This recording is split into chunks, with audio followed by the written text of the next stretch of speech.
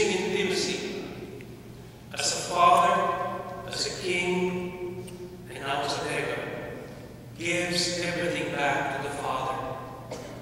These are the last words Jesus utters before he dies in the story of St. Luke. And these words capture the final handing over.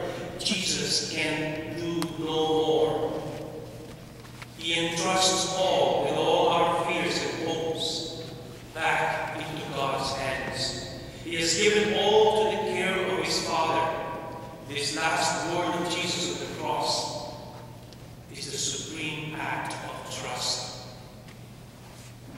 Reflecting on these last words, sisters and brothers, just points to us clearly our lives. We live in an age of profound anxiety. We are fearful about many things: illness, about our future, about our jobs, the future of our children, about our mistakes, our illness, our aging, and eventually death.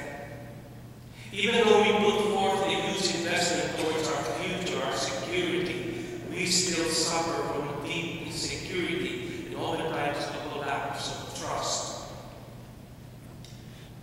We can say we live in the safest country with the best medicine, social security, and yet, truly, we are more afraid.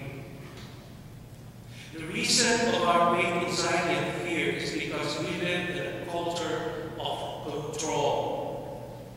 We are taught at a young age to control many things even before we are born.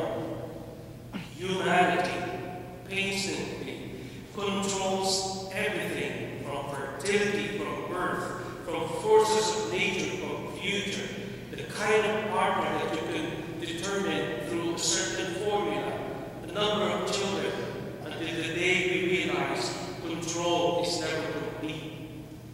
Perhaps in this last word, we take a moment to think of all that we most fear. Is it the serious illness that lingers in our body or someone we love? Is it aging and the imminence of death? Is it the shame of public humiliation and failure? Is it misery, loneliness, and losing our freedom? The truth is, no matter how much we take every possible precaution to avoid them, take out all the insurance policies in the world, go on to our usual routine, our most fears may still happen.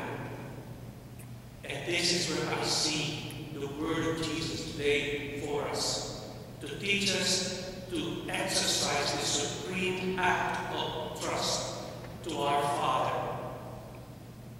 Just before I left for 2 weeks in the Philippines, I was able to visit this woman in her 40s who has been in a hospital for more than 3 months. The doctors could not figure out the severity of infection that had gotten to her, that caused all sorts of bruises and wounds in her arms and legs. In our conversation, she told me that she was about to give up and tempted to believe her 18-year-old son who told her that if God loved her, he would not let her go through that suffering. The woman who had been so prayerful all her life helped to her families and friends, a good mother and wife, but now, after dealing with her illness for so long, she could not hold on any longer. Even the rosary, her favorite prayer, doesn't make sense anymore. She said she's more than afraid now. Even if she admits of the consequence of her serious illness, her fear was about where will she go.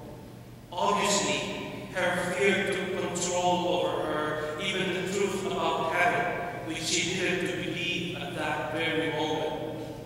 And when I had the chance to speak, I thank her for her faith, and that is really genuine and true. I thank her for her patience and for the love that drew everyone closer to her, that came to her for the last 3 months.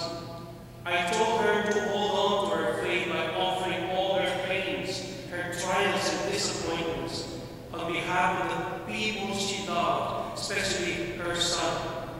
I've asked her to offer and speak honestly to God about her pains, her disappointments and frustrations. These will be your prayer, I told her, because all of this comes from your heart. The woman died a few days after that visit. But the husband told me when I returned that about the transformation in her before she died. She began to embrace her illness in a new way and held on to the rosary once again. She may have lost the battle, but she kept the faith that led her to see the love of God that never left her and assured her of the place where she would go from this life. She died with courage. She was able to command herself, her spirit to God finally, that even during the funeral, we were all talking about her goodness, on how we can at least, if not imitate, but at least follow some of her great examples. She died with courage for commending her whole spirit back to God.